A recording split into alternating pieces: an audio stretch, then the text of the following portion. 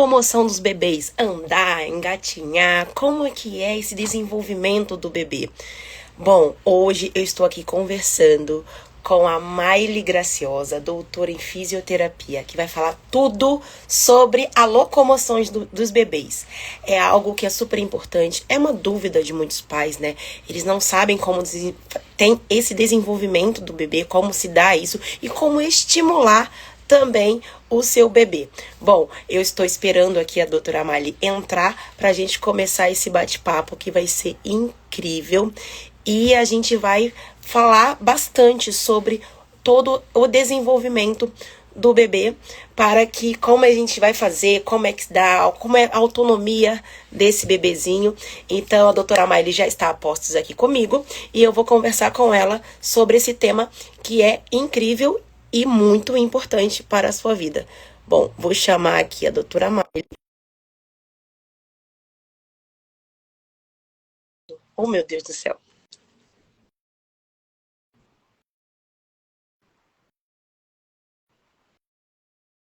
Oi. Olá, boa Boa noite, noite. famílias. Tudo bom, Mai? Tudo ótimo com você, doutora Sabrina? Tudo bem. Eu quero te agradecer imensamente de estar aqui conversando conosco sobre esse tema que é super importante. Eu sei que é a sua paixão. E a gratidão pela ter aceitado o convite. Eu estou muito feliz de estar aqui, é uma alegria poder compartilhar com tantas famílias esse tema que é tão importante na primeira infância, que é o início da locomoção, é a forma como o bebê se descobre, né? A forma como o bebê ou uma criança pode explorar o mundo. Então, é uma grande satisfação e, principalmente, né, estar aqui trazendo informações de qualidade, informações com base científica, que é uma coisa que a gente sente falta aqui na rede do Instagram. Então, estou muito feliz de estar aqui, Sabrina. Obrigada pelo convite. Bebê Bia, obrigada pelo convite. Ai, de nada. Estamos sempre à disposição. Deixa eu só fixar aqui esse comentário, porque aí fica. Quem chegar vai saber sobre que tema nós estamos falando. Bom, Maili, antes de começar, acho que é válido você se apresentar. Está lá no nosso perfil também, ó, a sua apresentação, o seu currículo. Mas converse, fale para quem está chegando aqui agora, que não viu, quem você é, para que as pessoas entendam o seu trabalho e a gente começa falando sobre a locomoção, sobre o desenvolvimento dos bebês. Bom, prazer, pessoal. Meu nome é Maili. Vocês podem me chamar de Mai, Tia Mai. Gosto que me chamem de Tia Mai. Sou físio, e trabalho com essa área de desenvolvimento motor todo o meu período de carreira profissional, desde quando eu estava na graduação até depois quando eu me formei, fiz mestrado e doutorado, né? O meu foco no doutorado, que foi concluído recentemente, ali em 2023, foi locomoção, que é o tema que a gente vai falar hoje, né? Então, além de eu trabalhar com avaliação e orientação de famílias, intervenção fisioterapia motora em bebês, eu também faço trabalho com pesquisa científica. Então, vai ser muito legal trazer todas essas informações, tanto da área acadêmica quanto da área prática, para ajudar aí as famílias a estimularem as crianças, enfim, criarem boas oportunidades. Perfeito, ótimo. Deixa eu te falar. Aí, ela trabalha comigo lá na Kaique. Sim, Tem esqueci de falar esse detalhe muito importante. trabalha lá na clínica. Mas vamos lá.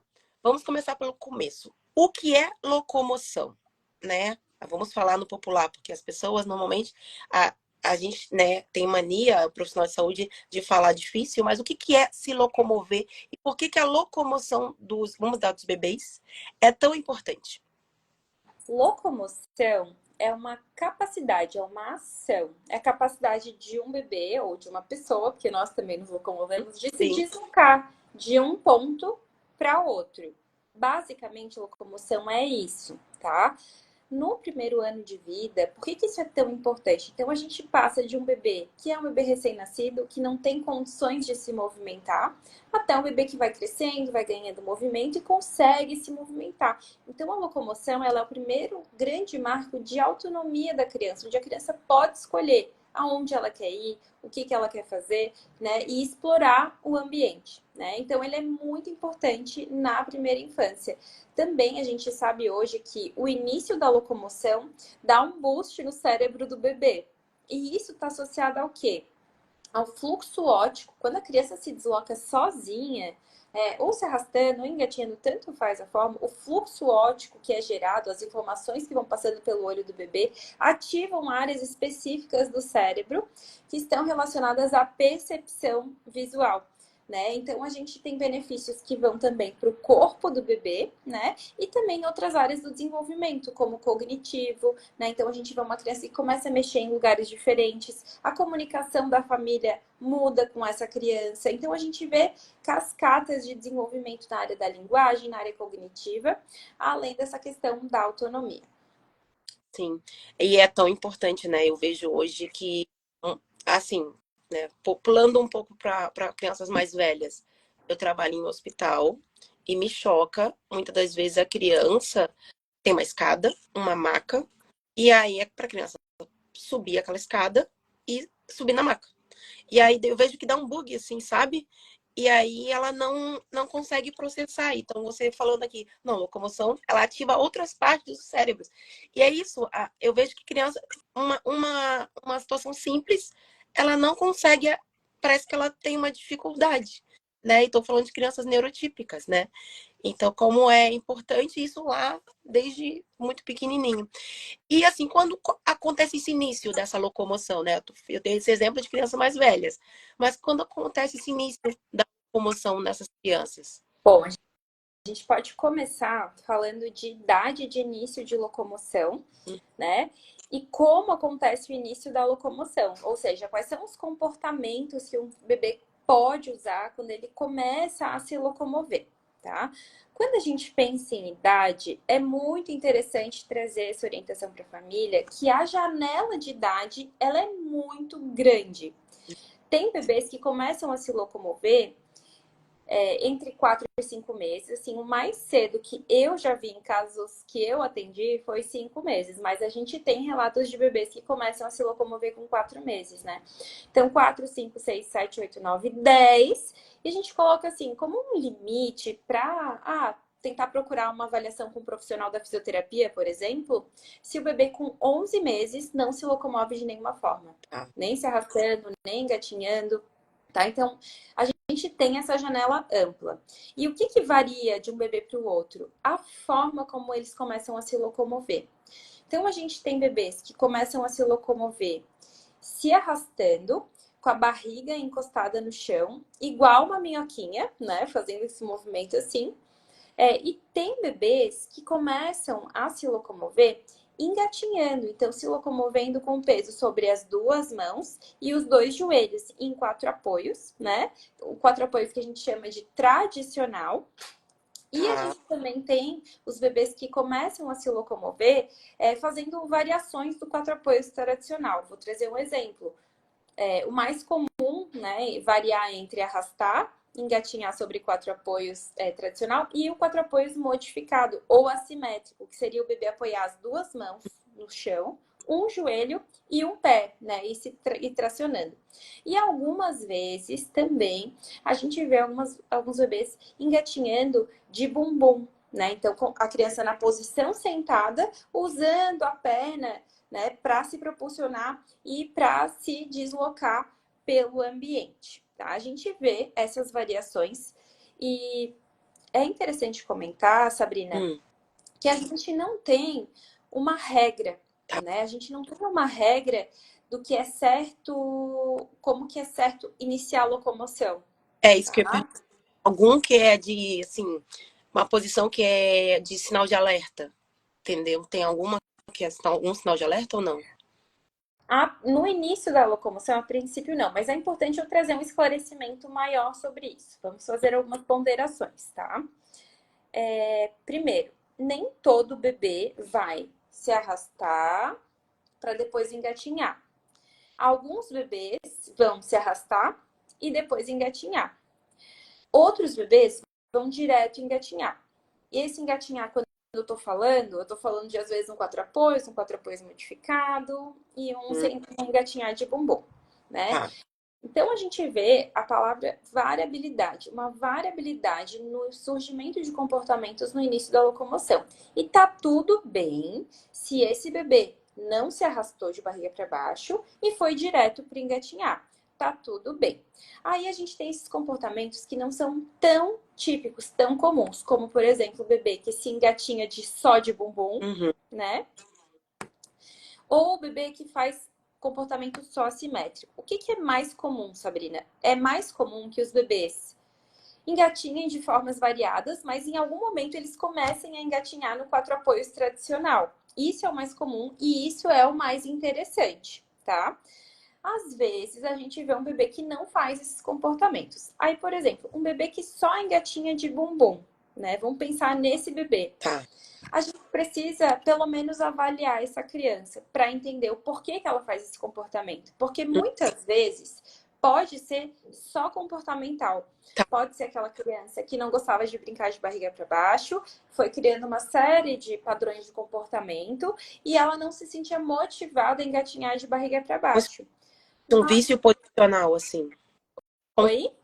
fosse um vício posicional. Ela se viciou a ser dessa forma. Isso. E isso acontece muito. Só que isso pode esconder, Sabrina, algumas limitações. Como, por exemplo, uma incapacidade da criança chegar e sair da posição sentada, Tá. né? Ou uma fraqueza muscular, por exemplo, de abdômen, porque o bebê ficar em quatro apoios com o peso sobre as duas mãos e os dois joelhos demanda controle postural, demanda força do abdômen, demanda controle de estabilidade do quadril. Então, assim, quando a gente pensa em desenvolvimento motor, em locomoção, na verdade, desenvolvimento motor, toda criança precisa ser observada e precisa ser acompanhada por um profissional muito capacitado, porque essas variaçõezinhas muitas vezes podem só falar sobre uma questão comportamental e a gente vê ali que a criança não tem nenhuma dificuldade, mas elas podem esconder também alguma dificuldade, né? Então, aí a gente vê esse início da locomoção com essa variação. É interessante, tá, que o bebê faça o padrão, pelo menos os padrões mais comuns, que seriam engatinhar, então, alternando, né? Então, quando vai um bracinho para frente, vai o joelho do outro lado para frente, e quando vai o outro bracinho para frente, vai o joelho do outro lado para frente. A gente chama isso de padrão recíproco alternado. É um padrão mais maduro de coordenação. Se alguém que está aqui ouvindo a gente já viu um bebê começar a engatinhar, deve lembrar que eles faziam esse padrão mais desajeitado no início e aí foram arrumando o padrão com a experiência. Acho que a gente tem uma pergunta aqui, ó. Tive na família um casal de gêmeos que um dos bebês engatinhou primeiro e descobriu problema no outro. Qual idade? Ah, você chegou um pouquinho depois, mas eu vou falar novamente da idade. Sim. Esse bebê precisou de uma cirurgia no quadril. Será que esse bebê tinha uma displasia de quadril? Pode Sim, a ser. displasia do quadril, que é uma má formação no quadril, problema no encaixe do osso da coxa com da pelve, não precisa pedir desculpa. Esse desencaixe, às vezes, vem lá de um posicionamento que o bebê já estava no útero, né? E às vezes, se não é investigado no início, isso pode sim levar a alterações de desenvolvimento motor. Lilian, a gente coloca como uma idade limite, né? A gente estava falando aqui, assim, para ficar assim realmente preocupado, os 11 meses no máximo. É interessante que essa criança comece a se locomover antes pela questão da autonomia, que é outra coisa que a gente comentou aqui. Mas se 11 meses o bebê não se arrasta, não engatinha, não tenta nada, provavelmente a criança está com alguma dificuldade, precisa ser investigado sim. Às vezes tem alguma alteração no corpo do bebê, como você trouxe o exemplo do quadril, mas às vezes não. Às vezes é falta de estímulo, às vezes é um vício postural, como a Sabrina pontuou bem, né? A criança está viciada na posição sentada, não brinca de barriga para baixo. Então, isso acontece muito, né? E, Pode e, falar. né, aproveitando a pergunta dela, e se chegou aos 11 meses e não engatinhou, que no caso é esse bebê, né? O que a gente faz? Certo. Primeiro assim, uma criança aos 11 meses que não está engatinhando, né? encaminha para físio, porque super dá tempo desse bebê engatinhar. Isso é muito importante comentar. Então, a gente pega bebês com 11, 12, às vezes 13, até 14 meses que tem um atraso, né? E qual que é o problema de um bebê atrasar o engatinhar, né? O que isso pode gerar? Então, a gente sabe que o engatinhar, a locomoção, principalmente em quatro apoios, a gente tem alguns benefícios que a gente já comentou ali no início, né? Então, a gente sabe que essa criança não vai ter esses benefícios, mas a gente não tem nenhum estudo, e eu acho que isso é muito importante trazer aqui, Sabrina, que mostre que um bebê que não engatinhou, ele vai ter prejuízos sérios a longo prazo. A gente não tem estudos de acompanhamento que mostrem isso, a gente tem especulações. Mas o que a gente vê na prática? O bebê que acaba não engatinhando, ele acaba trazendo os comportamentos, como ficar em pé e andar. Porque o bebê ele começa a ficar em pé quando ele vai engatinhando pelo ambiente, daí ele chega numa alturinha, por exemplo, chega num sofá, e aí ele se puxa para ficar em pé, daí ele fica em pé, daí ele começa a andar com apoio, Sim. enfim. Então, a criança que não engatinha, ela acaba, às vezes, As outras, atrasando todo esse circuito. Com 11 meses, né, nesse exemplo, a criança vai para físio, a gente vai treinar e vai tentar promover o engatinhar. Mas acontece, às vezes, a gente pegar essas crianças com esse vício postural. Qual é o perfil dessa criança? É aquela criança que você bota em quatro apoios e a criança berra. Ela não aceita a posição de jeito nenhum. Então, e, por exemplo, dependendo da idade da criança e do contexto de desenvolvimento que eu pego essa criança, eu já vou trabalhar a transição para em pé, eu já vou trabalhar o andar com apoio. Né? E, claro, ofereço os estímulos para engatinhar, porque caso a criança queira engatinhar, vai ser ótimo para ela.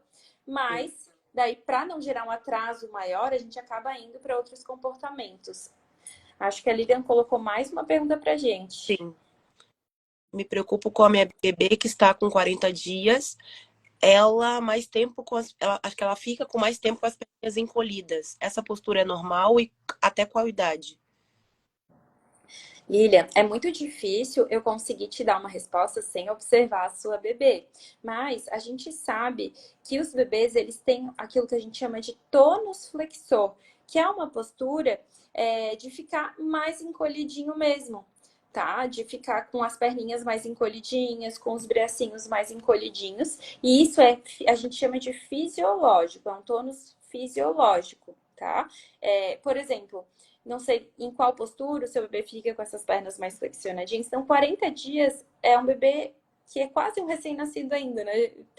Acabou de passar de um mês, então é super natural que esse tônus flexor ainda esteja bem presente, tá? O que é importante? Que você ofereça oportunidades para o seu bebê explorar o chão, explorar o movimento livre, tá? De barriga para cima, de barriga para baixo, porque a ação da gravidade, a descarga no peso do corpo desse bebê é que vai ajudar a relaxar, a ir relaxando esse corpo e diminuindo esse tônus flexor. Uma questão que você estava falando, mas é que quando tem criança que tem atraso no engatinhar, né, ela acaba ficando irritada quando fica colocada de quatro apoios. Parece que tem uma.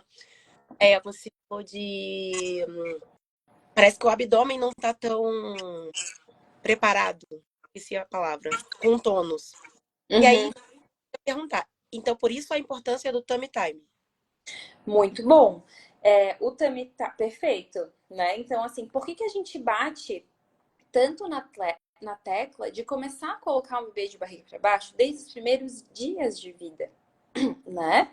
Justamente porque essa prática ela vai trazer todo o fortalecimento de cadeia posterior, então musculatura posterior de pescoço, de coluna, todo o fortalecimento dos braços do bebê, que vai preparando esse corpinho, né? E, Sabrina, daí que tá a chave, né? A adaptação da criança à postura para um futuro engatinhar, né? Então, assim, é um processo de longo prazo. Então, o que acontece?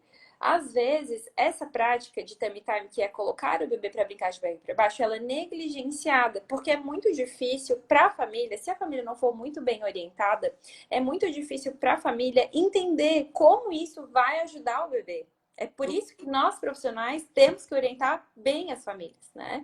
Então, é muito difícil eles entenderem esse benefício. E aí chega lá, com 11 meses, o bebê não tá engatinhando. Agora eu vou botar na posição. Nossa, gente, o bebê Exato. não vai aceitar. Ele nunca foi colocado na posição.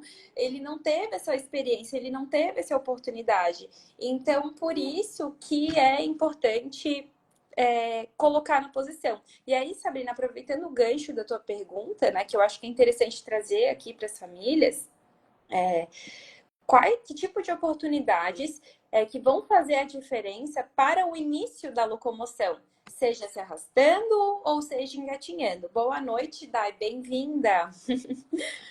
Bom, a primeira coisa é chão. Então, isso foi até um resultado do meu estudo de doutorado. Bebês que aos 5 meses ficaram muito frequentemente no chão, começaram a se locomover ou se arrastando ou engatinhando mais cedo do que bebês que aos 5 meses ficavam muito pouco no chão. Então, simplesmente deixar o bebê no chão, e isso, ó, independente da postura, o que é interessante, né? Então, o chão, ele traz essa perspectiva de liberdade do bebê olhar para o ambiente e entender que ele pode se movimentar. E uma dica, Sabrina, que eu dou para muitas famílias, quando chega nessa idade de começar a locomoção, é a seguinte: coloque o bebê no chão, fora do tapetinho. Por quê? O que acontece? O bebê, ele entende que o tapete é o lugar dele. Ele é sempre colocado ali. Então, começa a falar para a família, coloca no piso. Tem outros estímulos, né? É todo coloridinho, é todo fofinho, então ele já olha que aquilo ali é pra. E aí, tem bebê que vai até a beirada do tapete, chega ali, ele não sai do tapete. Ele entende que ele... Então, eu falo para a família, pega esse bebê e bota no piso fora do tapete. Bota no piso da cozinha. Ah, é gelado, eu sei. A gente pensa em estratégias. Ah, tá sujo, a gente limpa. A gente precisa deixar esse bebê ir pro chão, porque quando ele vai engatinhar, ele vai dominar o chão da casa, né? A outra coisa muito importante, Sabrina, é deixar esse bebê com a menor quantidade de roupa possível, tá? É clássico, clássico, clássico, clássico. O bebê que chega para mim na avaliação, a gente vê que tá com uma dificuldade para engatinhar, e eu investigando e avaliando, eu vejo que é excesso de calça e meia. Tá? Então, tanto para o arrastar quanto para engatinhar, o bebê precisa, pelo menos, as pernas e o pé de fora para conseguir ter firmeza nos movimentos, e os antebraços também, se possível, levantar as mangas, a blusa. Porque o que acontece? A criança escorrega muito com a roupa, ela não tem firmeza de movimentos, né? E, mais especificamente ainda, o que a gente pode fazer para preparar o corpinho do bebê para se arrastar ou para engatinhar? Né, em termos de estímulo mesmo. Então, quem aqui já ouviu falar do movimento de pivotear? O movimento de pivotear é aquele que o bebê gira de barriga para baixo em torno do próprio eixo, mas para isso eles usam movimentos coordenados de braço. Esse é um grande precursor do arrastar. Então, a gente tem que estimular isso botando os brinquedos para o lado, deixando brinquedos bem afastados do bebê quando ele estiver na prática do tummy time, e ficar repetindo isso, repetindo. E quando a gente começa a ver aquele bebê que está girando igual o reloginho, esse é um bebê que está pronto para se arrastar. Se essa criança não está se arrastando, ou está faltando um estímulo adequado, ou é uma criança que está com aquela chuva, montanha de brinquedos em volta dela, ela não consegue se locomover, não tem motivação para se locomover. É muito clássico também. E o... Pode falar. Não, e é clássico as pessoas comprarem muitos brinquedos porque elas acham que tem que ser um excesso, e na verdade é o contrário. O excesso Exatamente. vai atrapalhar o seu filho, né? Exatamente. E o engatinhar, né? O que a gente pode fazer para propriamente estimular o engatinhar, né? A primeira coisa é oferecer a prática de colocar a criança em 4 apoios, né? Então, pegar a criança, segurar ela o jeito mais fácil de fazer. Existem milhares de formas de você colocar um bebê em 4 apoios. Eu poderia aqui mostrar várias, mas o jeito mais fácil é você já colocar o bebê assim, dobrar o joelhinho dele, apoiar e colocar as mãozinhas para frente. Tem mil formas, e tem assim, os bebês nem sempre de primeira eles aceitam a posição. Então é uma posição a ser colocada, a ser estimulada aos poucos. Mas primeiro, o bebê ele precisa só de barriga para baixo, tá com aquela extensão de cotovelo, né? Esticar os cotovelos bem firme, né? A ponto de levantar bem o tronco. Isso mostra que ele ganhou a força de braço suficiente. Então, um pré-requisito em termos de força e controle postural que o bebê precisa ter. Colocar esse bebê de 4 apoios, o que é uma prática interessante? Ficar balançando o bebê para frente e para trás, porque ele vai treinando a transferência de peso para o braço e para a perna, para o braço e para a perna. Estimular esse bebê em 4 apoios, alcançar um objeto na altura dos olhos, porque daí ele vai ficar com descarga de peso numa mão só. E tem um comportamento que é muito chave para o engatinhar. Isso foi registrado num estudo científico. Os bebês que têm a capacidade de sair da posição de bruços, de barriga para baixo e se sentar, né? Ou seja, é um comportamento bem complexo. A criança que chega na posição sentada sozinha, o bebê que consegue fazer isso, ele tá meio que pronto para engatinhar. Então, um estudo registrou isso como um grande precursor. O bebê que ficava saindo de sentado para barriga para baixo, de barriga para baixo para sentado, e vai e volta, e vai e volta. Esse foi um marco para o bebê engatinhar. Então, por exemplo, se você tem um bebê aí numa idade que ele poderia estar começando a engatinhar, tipo 8, 9, 10, 11 meses, como eu falei, alguns um pouco antes, alguns um pouco depois, e o seu bebê ainda não faz a transição para o sentado, aí tá a chave da onde você tem que trabalhar com ele. É uma habilidade, às vezes, um pouquinho mais difícil de treinar, mas você precisa estimular isso, né? O que eu falo para as famílias? O seu bebê começou a ficar sentado sem apoio, tá bem firme, tá bem equilibrado, não para de colocar ele na posição de barriga para baixo, porque aí que aquele vício postural que nós falamos no início, né? Aí vai se estabelecer esse vício postural da posição sentado, que é clássico, que é comum, que é o responsável por, sei lá, boa parte dos atrasos que chegam pra gente, tá, na físio, são os bebês travados na posição sentada. São os bebês... E porque, assim, a gente entende o que acontece, né? A criança sentada, ela fica feliz, porque ela tá de boa, confortável, com as mãos livres, né? De barriga para baixo, ela tem que fazer mais força, ela tem que apoiar o braço, ela não consegue manipular tão bem os brinquedos. Então, para a criança aceitar e ficar nessa postura, precisa de muita dedicação da família, né? Então, por isso, esse trabalho de ir acostumando desde pequenininho, que daí, geralmente, o caminho fica muito mais fácil para estimular o engatinhar. Sim. Deixa eu te perguntar uma coisa. É, o andar, como é que ele acontece, né?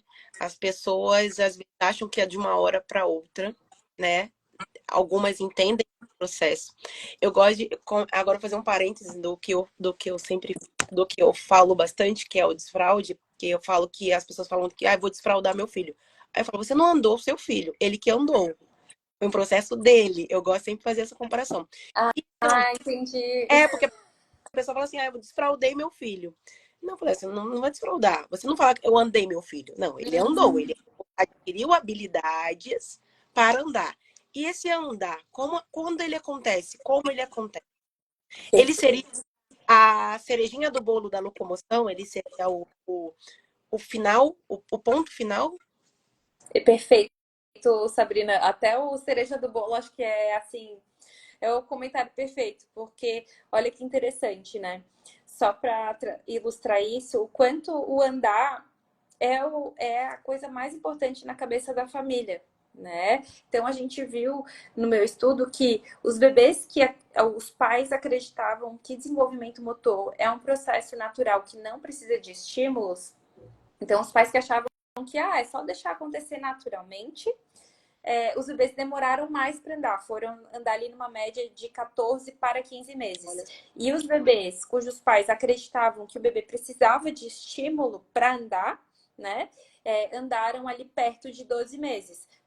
Não significa que os pais andam os bebês que andam, mas significa que a experiência é importante. Mas o que foi interessante desse resultado? Que essa correlação da crença dos pais foi associada só com o andar e não com os outros comportamentos. E isso é sugestivo, é uma inferência que Os pais se preocupam muito mais com o andar do que com os outros comportamentos. Sim. Que quando se trata de estímulo, meu Deus, tá na idade, vamos começar a andar, filho, vamos lá. E realmente é o que a gente vê nas práticas, as famílias buscando isso, né? As famílias buscando muito a físio perto do andar, né? Aquela angústia que dá, a comparação da idade. Então, a gente vamos falar assim, ó.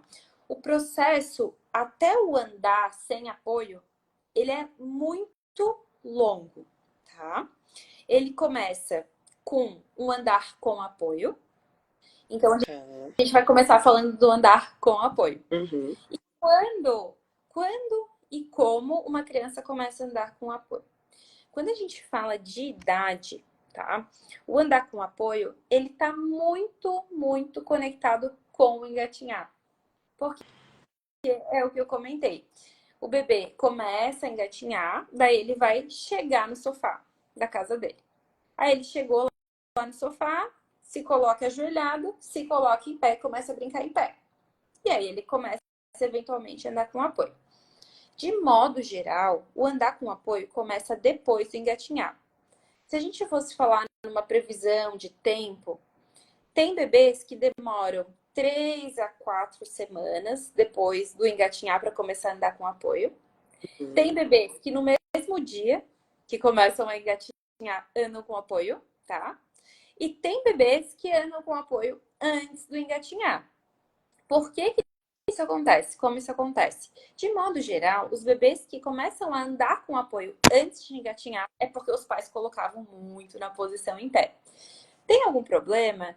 Não tem um problema você colocar o seu bebê em pé, desde que você ofereça a oportunidade nas outras posturas que também são importantes. Então, você quer botar o seu bebê em pé, deixar ele brincar? Ok, mas também bota de barriga para baixo, para não criar outro vício postural. Porque o problema não é a criança brincar nas diferentes posturas, o problema é a criança brincar só em uma postura. E o que é o grande problema, o que é o risco, o perigo da posição em pé? São os equipamentos que existem, né? Onde a criança é colocada, os pais não precisam estar ali, e aí a criança fica horas. Que são os andadores, com a cadeirinha, aqueles mais antigos e tradicionais, que são proibidos, e também os jumpers, né? Que são aquelas cadeirinhas onde a criança fica quicando, pulando.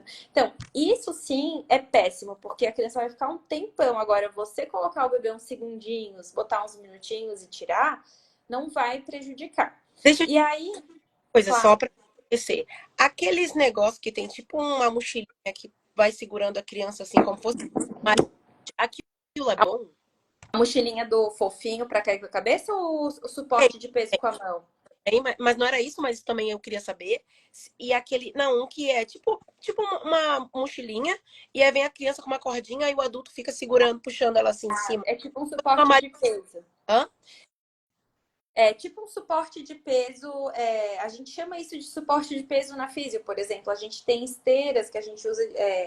É um E colete, aí tu segura, aí tem, por exemplo, às vezes está amarrado numa estrutura física, mas nesse caso é a família segurando, né? é a segurando o bebezinho, que tá ali meio molenga ainda, tá aprendendo.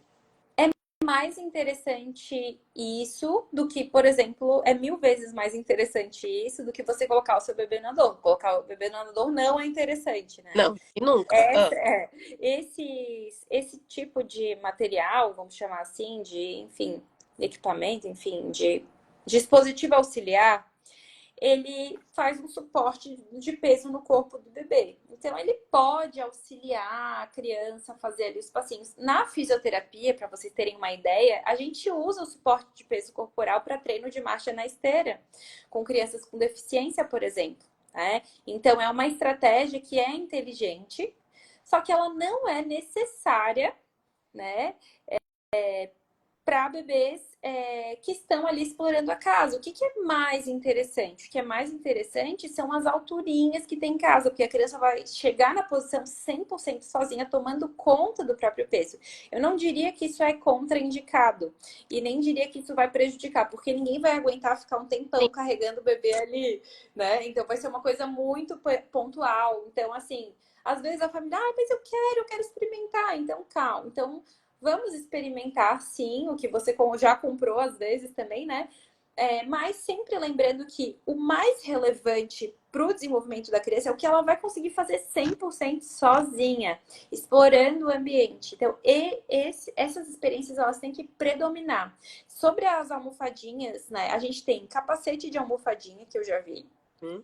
e a gente tem a mochilinha, que a Mochilinha. criança coloca e vem uma almofada aqui. E Uhum. aí, o que eu tenho? Eu tenho uma opinião sobre isso, porque Tá. na verdade não conheço estudos sobre isso. Então eu coloco a minha opinião aqui para vocês, tá? De modo geral, bebês que sempre têm em torno deles várias estruturas fofas, como almofadas, desde a posição sentada até a posição em pé, que eu acho que é uma cultura das famílias de medo do bebê bater a cabeça, elas podem desenvolver o hábito de se jogar para trás. Tá? Hum. Então, o bebê que começa a ficar em pé com apoio, ele vai se jogar para trás. É uma questão deles irem entendendo como que eles podem sair da posição, porque eles sabem que tem alguém atrás que vai segurar. Então, imagina esse bebê com uma almofada. Né? Então, assim, quem nunca viu um vídeo no Instagram que é muito comum de bebê ou sentado no colchão se jogando para os lados ou para frente várias vezes repetidamente, ou também dessas mochilinhas tem vídeo, tá? Deles Sim, se jogando jogando. várias vezes. Então, a gente precisa que essa criança aprenda a descer da posição em pé para agachado ou para sentado. Como que ela vai fazer isso? Flexionando os joelhos, flexionando o quadril. Então, para a criança ter esse aprendizado, ela precisa entender que ela precisa ir jogar o tronco para frente e não para trás. Outra coisa, a criança precisa entender o que é cair. A criança precisa experienciar uma queda. É claro, cria um ambiente seguro, coloque o tapetinho. A criança precisa cair, porque ela só vai aprender a botar a mão no rosto, na frente do Ela... rosto, se ela cair algumas vezes. Então, eu falo para os pais, na físio, né? A gente está treinando ali o pé. Quando eu vejo que o bebê vai cair, que ele vai dar conta do recado, eu não pego o bebê, eu deixo o bebê cair.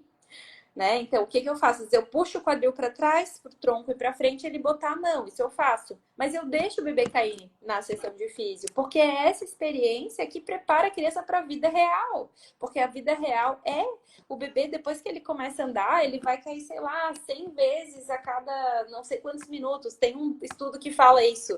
Eles caem o tempo todo. Então, uma criança que não sabe cair vai ser aquela criança que não vai botar a mão no rosto, tem mais chance de se machucar. Então, não são recomendados essas E almofadinhas, é muito tá? Na engraçado. minha opinião, né? Sim. E é muito engraçado porque, assim, as famílias, elas querem proteger, e eu vejo que essa geração que tá vindo agora, ela quer botar a criança numa bolha. E aí, ao colocar na bolha, você não prepara para algumas coisas, como o cair. Então, eu vou proteger porque vai cair, vai que... Tá, mas aí a criança vai pegar, vai adquirir um desenvolvimento errado, ou então vício de locomoção errado. Isso vai gerar outros problemas, porque eu quis proteger. Então, isso é algo que a gente tem que avaliar, né? Esse comportamento de colocar a criança numa bolha para uma. Só quero fazer um adendo, e a gente falou rapidinho que o não, e aí eu quero fazer uma explicação por que não andador. O andador, você coloca a criança ali, ela dispara. Normalmente eles têm rodinha, dispara.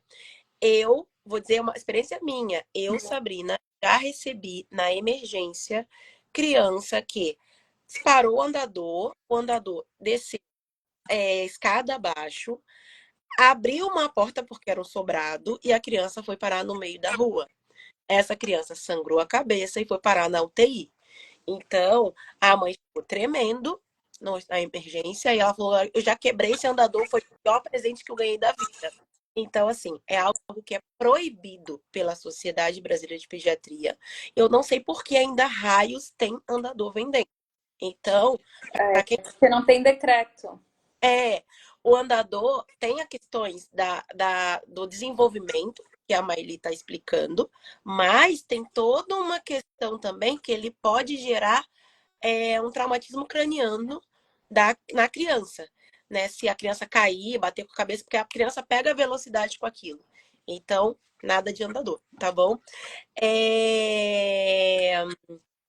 Ah, a Raíra está fazendo uma pergunta. Bebê de 1 ano e 2 meses andando bem com apoio. Como estimular a andar sem apoio? Perfeito. É importante, Raira, tentar contextualizar bem o que é esse andar com apoio. Então, só vou aproveitar o gancho da pergunta da Raira para terminar de responder a pergunta da Sabrina sobre como acontece o andar com apoio, e daí eu já vou engatar nas orientações para o andar sem apoio. Pode ser? Pode. Então, assim, o andar com apoio, ele começa um bebê andando de um lado para o outro, tá? Isso é o iniciar. Então, a gente vai ver o bebê indo de uma ponta do sofá para outra. Isso é um bebê começando a andar com apoio. Ele vai apoiar as duas mãos e ele vai fazer uma movimentação bem lateral. Uma criança que anda bem com apoio, ela faz esse movimento, Raira, com bastante agilidade. Ela consegue fazer vários passos consecutivos. Mas não é uma criança que anda com apoio para os lados somente no sofá, por exemplo. É uma criança que começa a andar com apoio para frente, né? Ou também em estruturas e superfícies mais difíceis. Por exemplo, andar com apoio na parede é mais difícil do que andar com apoio no sofá. Porque na parede a criança toma mais o peso do corpo. Então, uma pergunta para você avaliar esse bebê. Esse bebê anda com apoio das mãos na parede também? Para os lados? Aí a outra coisa, esse bebê consegue andar com apoio para frente? Aí pausa. Como que o bebê anda com apoio para frente, né? Então aí a gente acabou de falar do andador que é proibido, mas hoje a gente tem um outro tipo de andador que pode ser utilizado, que é o andador de empurrar. Ele é uma mesinha com rodinha, ele é leve, então ele também traz riscos. Então ele deve ser usado com supervisão de um adulto, principalmente no início. Então uma criança que anda bem com apoio, Raira, está se preparando para andar sem apoio, ela tem que conseguir também andar com apoio para frente. Não necessariamente essa criança precisa ter um andador em casa, mas a gente pode avaliar isso vendo algum móvel que a criança pode empurrar, uma cadeira de uma sala de jantar, um puff muito comum, uma caixa, coloca brinquedo numa caixa, numa altura que fique boa o apoio da mão do bebê e vê se essa criança consegue empurrar, isso ajuda muito. Ou treinar mesmo a caminhada com o bebê, né, com o auxílio de um adulto para frente. Como que a gente pode fazer isso? Como que é mais interessante fazer isso para estimular esse andar com apoio, né? Então a gente evita segurar os bebês com as mãos e os braços para cima.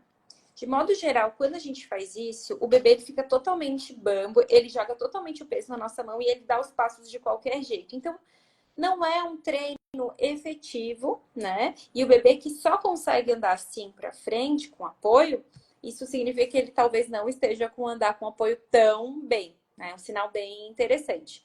Agora, um bebê que a gente consegue, por exemplo, segurar, dar um apoio nos braços, mas segurar esse braço mais para baixo. Então, imagina um adulto ajoelhado perto dessa criança, ou melhor, no cenário ideal, você colocar as mãos só no quadril dessa criança, tá? Essa criança vai controlar todo o tronco e ainda vai dar passos para frente. Aí tá um sinal de que esse bebê tá com um bom controle, um bom andar com apoio. Ou ainda, uma tarefa que é bem desafiadora é você dar uma mão só para esse bebê. Uma mão só.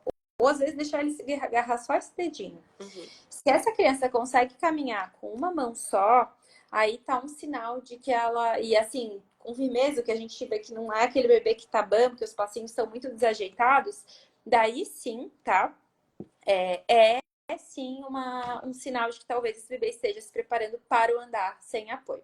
E aí, só para complementar a última coisa do andar com apoio, qual que seria uma idade limite, Sabrina, para a gente pensar assim, nossa, esse bebê não tá andando com apoio, preciso procurar físio, tá?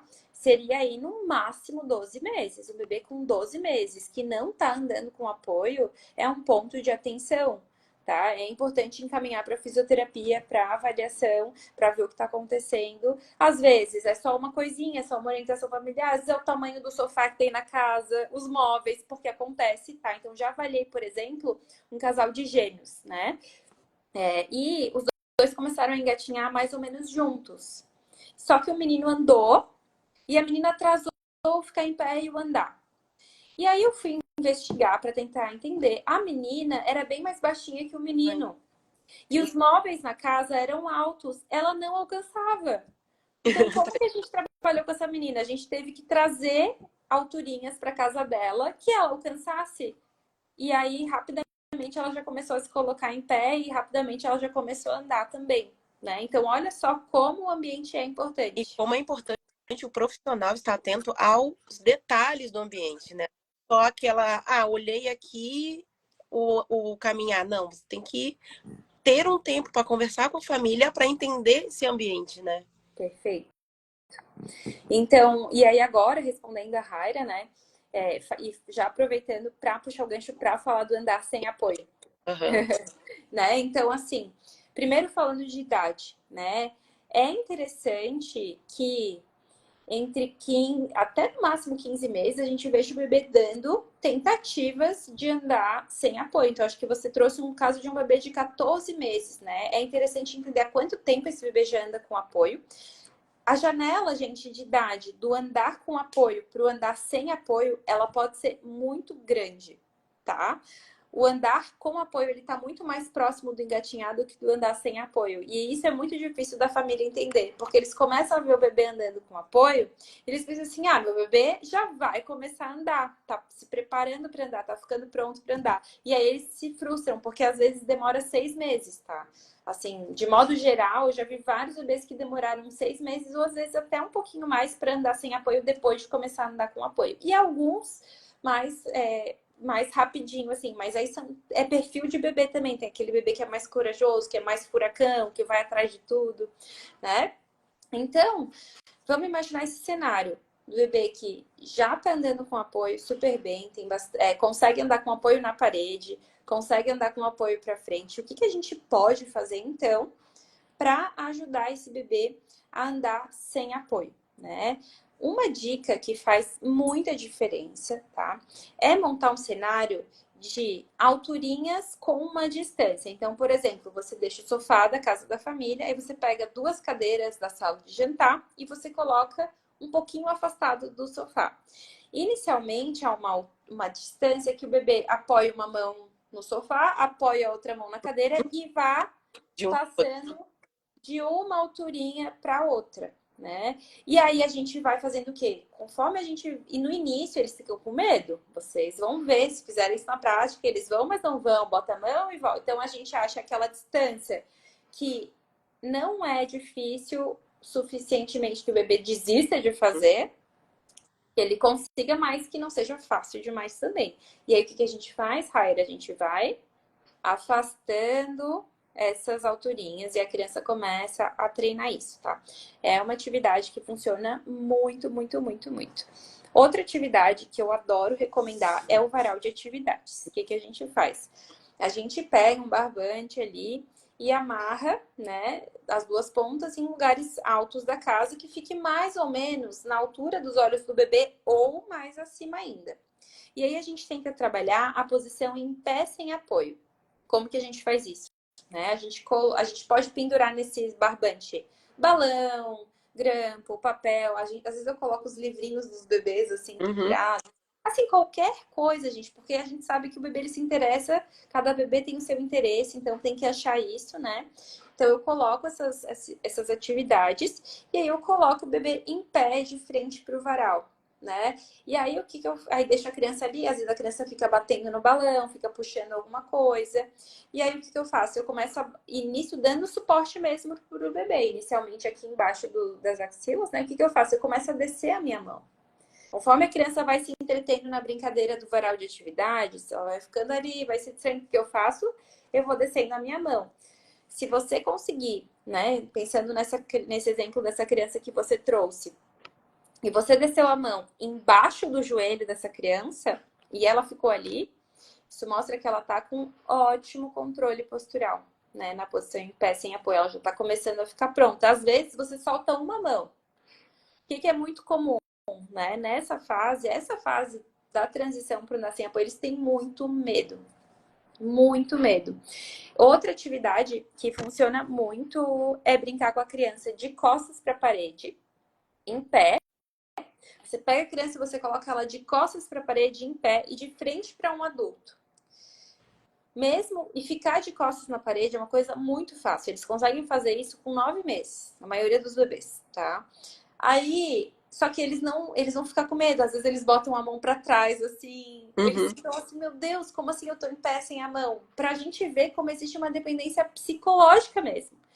Então, o que Uhum. a gente faz nessa hora? Canta a palminha, ou dá dois objetos, dois cubinhos, que eles adoram ficar batendo cubinho. E a gente começa a chamar essa criança aí pra gente. O que eu faço às vezes também?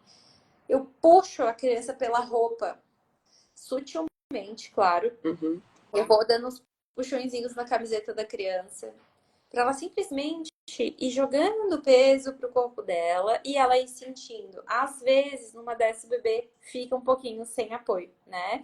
E aí, como que o bebê começa a andar sem apoio? Então, né, falando agora como que o bebê começa a andar sem apoio? Então, um bebê não vai simplesmente um belo dia decidir que ele vai andar e andar 50 passos e começou a andar. Não.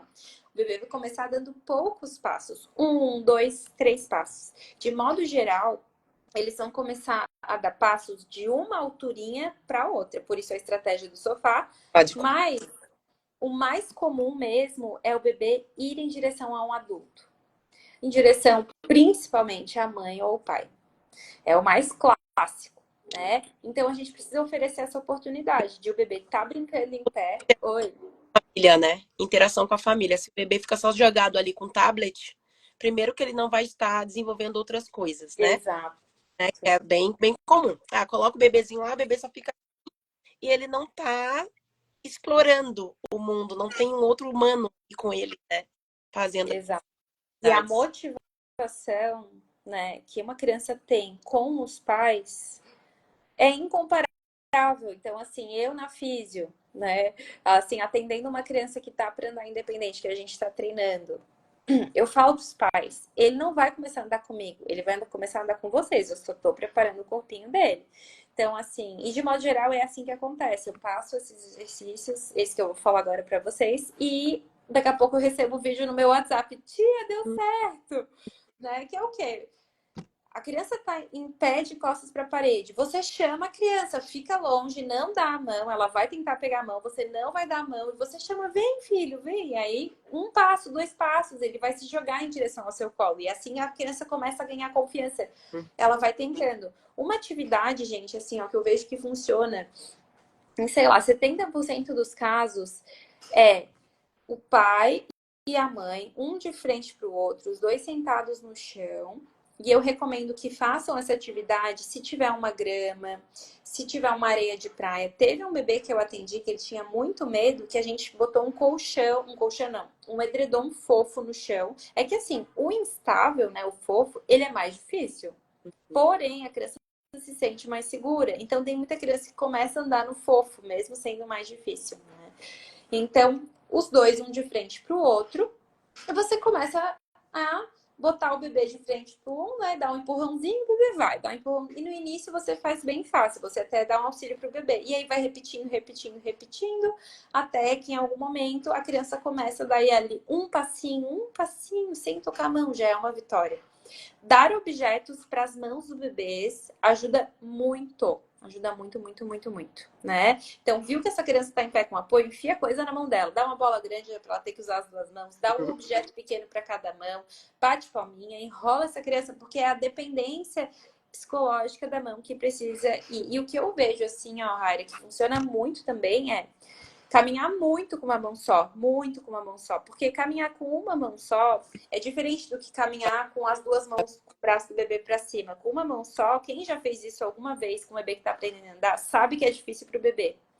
E outra coisa, quando a gente pratica a caminhada dando as mãos para o bebê, a gente precisa respeitar o ritmo do bebê. Porque nós, como adultos, a gente quer carregar a criança.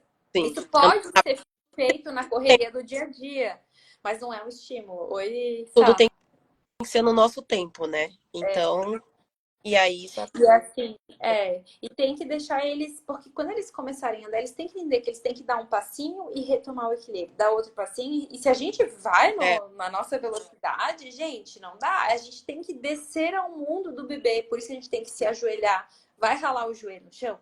Vai. Faz parte, né? Vai ficar sim. um pouquinho de dor ali na coluna, de dar a mão pro bebê? Vai. Mas faz parte, entende? A gente precisa deixar as coisas irem nesse ritmo do bebê. Então, treinar muito com uma mão só é uma das atividades que eu vejo assim que acaba ajudando bastante, porque é muito difícil para o bebê, né? Ele acaba não conseguindo se apoiar tanto. E eu acho que é isso, gente. Assim, ó, se eu fosse falar assim, ó, o bebê de 16 meses é o máximo para encaminhar para físico. E assim, eu até comentei na aula que eu dei para a Fábio lá no Hospital Infantil sobre isso, que eu acho que é interessante trazer aqui. Existem diferentes contextos de um bebê de 14 meses, trazendo o exemplo da Raira, que não está andando, né? Sim. Existe o bebê de 14 meses que não está andando com apoio, não está andando sem apoio, mas não está andando com apoio também, não se coloca na posição em pé, não chega e não sai da posição sentado. Então, com 14 meses, por exemplo, é obrigatório que o bebê esteja se colocando em pé, ficando em pé bem bonito e andando com apoio bem bonito, senão tá um ponto de atenção. E existe o bebê com 14 meses que já anda super bem com apoio, fica em pé super bem, então é só aquela coisinha final. Então aí a gente acaba ficando mais tranquilo, né? Então a gente sempre por isso que quando a gente olha para o desenvolvimento motor da criança, a gente não pode focar num marco. Esse que é o problema de pegar aquele gráfico das antigas, dos marcos e falar, não andou. Ah, mas é só uma habilidade atrasada. Mas calma, e todo o contexto, e toda a preparação da criança para isso, todo o controle postural, como está a descarga de peso nas pernas. Então, a gente precisa olhar para o todo, né? Acho que isso é É, importante. eu acho que isso cada vez mais a gente está aprendendo, né? Que é um olhar mais integrado, né? E não só pontuar. É a mesma coisa da idade, como você falou no início. É uma janela de idade. E muitos pais às vezes, focados só naquele mês. Não, mas ele já fez tantos meses. Por que que não aconteceu? Ah, mas o filho da fulana fez, aconteceu. Tá, mas em que contexto essa família vive? Como são os estímulos dessa família? Como esse bebê nasceu prematuro, não foi prematuro? São vários fatores que que vão ser importantes, né, para esse desenvolvimento. Só que as pessoas ainda querem colocar em caixinhas. E é muito bom ter profissionais que têm esse olhar mais amplo, né? Até para trazer uma tranquilidade para as famílias, né? Exatamente. Em tempos de Instagram, né, onde a gente vê aí o pessoal tem que tomar cuidado com o conteúdo que a gente consome, né? E a gente vê mesmo aí um mercado querendo vender coisas para a família, né? Então, assim, cuidem com essa questão do desenvolvimento das idades exatas. Existem janelas de idade. É importante, sim, buscar auxílio de um profissional se você acha que seu filho está com algum atraso, né? Mas é isso, cuidado com comparações, olhe para todo o contexto, faça os estímulos desde cedo, que vai fazer diferença, né? Sim. Maili, queria te agradecer imensamente pela sua disponibilidade por essa aula, porque isso não foi uma live, foi uma aula. Que legal. E queria que você fizesse as considerações finais. Deixasse Ah, perfeito. para o pessoal que está chegando pela gente, até mesmo que eu vou deixar a live gravada, que vai chegar depois de seguir.